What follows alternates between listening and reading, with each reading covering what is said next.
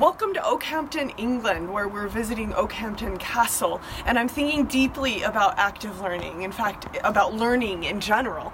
When we visit these sites in England, they are most often equipped with this little audio tour, and we get super jazzed when there's an audio tour. This particular one whisks us back in time to the 14th century, and you hear the lady of the castle welcoming you to the castle and giving you a personalized tour through the castle.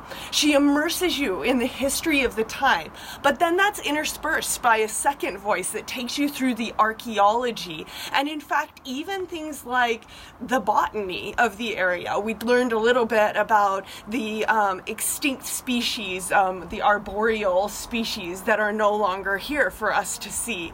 We think also deeply about the geology and the chemistry of the stone and the rock, and even about the microbiology of the latrines. So we're thinking even about disease transmission, about food preparation, and really this is amazing place-based learning through a tiny electronic device.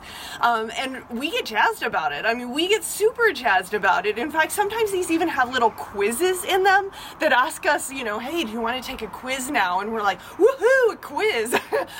So this is like place-based learning at its best, and it's gotten me deeply pondering learning. I mean, over here there's a couple who are riding their motorcycles through England, and I see children and I see older people, and we're all getting stoked about learning on our vacation. In fact, we're purposefully spending 3, 4, 10 hours sometimes learning, immersing ourselves in the history, in the biology of the setting and the geology of the setting, and we ask more and more questions, and we think more and more deeply about all of the aspects of the layers, the literal layers. And sometimes in some of these areas we have the Roman layer, we have the Norman layer, we have the medieval layer, and we think about all of these things so deeply.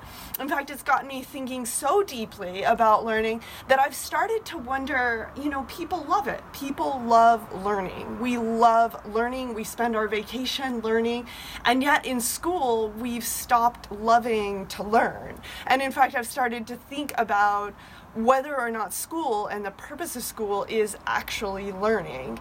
I've started to wonder that in fact is the purpose of school distinguishing and not learning, distinguishing people.